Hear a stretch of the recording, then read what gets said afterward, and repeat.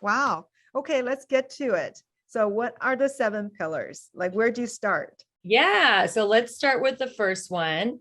So the first pillar is to process and release your past. Because there's a saying, if you do what you've always done, you're going to get what you always got. So if you keep repeating the same patterns, it's so funny how the same person keeps moving cities and showing up at the same parties you're at, right? You keep picking the same person over and over and over again, unless you do the deep work of processing and releasing your past. So you don't go for the same type of person. Well, how do you release it?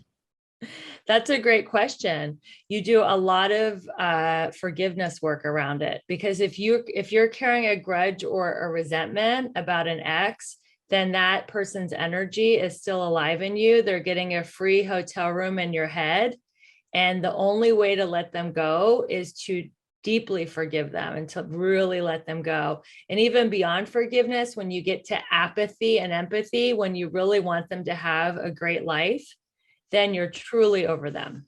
So let go of the past. And this is a past of just romantic relationships or many aspects of a person's life.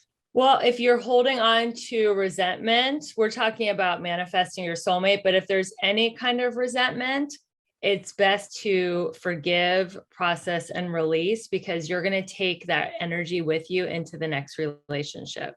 Maybe you have a resentment against, uber wealthy people, right?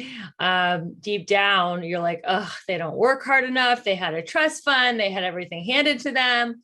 Well, then if you meet your soulmate and he happens to be wealthy, then you're going to push that person away. So it's best to forgive and process and release everything in your past.